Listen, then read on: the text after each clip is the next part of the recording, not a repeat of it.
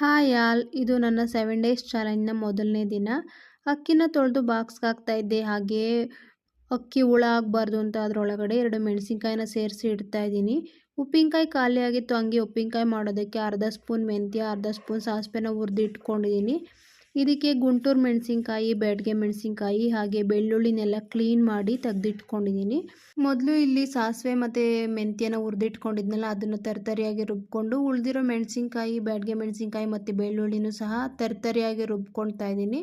ಇದಕ್ಕೆ ಒಂದು ಹಿಡಿಯಷ್ಟು ಉಪ್ಪನ್ನ ಹಾಕಿ ಸ್ವಲ್ಪನೇ ನೀರು ಹಾಕ್ಕೊಂಡು ಇದನ್ನು ಚೆನ್ನಾಗಿ ನುಣ್ಣಗೆ ಗ್ರೈಂಡ್ ಮಾಡ್ಕೊಂಡು ಇದನ್ನು ಗ್ರೈಂಡ್ ಮಾಡ್ಕೊಂಡಾದ್ಮೇಲೆ ಮೊದಲೇ ತೊಳೆದಿಟ್ಟಿರೋ ಒಣಗಿರೋ ಮಾವಿನಕಾಯಿ ಒಳಗಡೆ ಹಾಕ್ಬಿಟ್ಟು ಕೈ ಯೂಸ್ ಮಾಡ್ದಲೇ ಸ್ಪೂನಿಂದನೇ ಚೆನ್ನಾಗಿ ಮಿಕ್ಸ್ ಮಾಡಬೇಕು. ಮಿಕ್ಸ್ ಮಾಡಾದ್ಮೇಲೆ ಒಂದು ಹೊಸದಾಗಿರೋಂಥ ಪಿಂಗಾಣಿ ಜಾರ್ಗೆ ಇದನ್ನು ಹಾಕಿ ಎತ್ತಿಟ್ಕೊಂಡ್ರೆ 1 ವರ್ಷ ಆದ್ರೂ ಸಹ ಏನಾಗಲ್ಲ.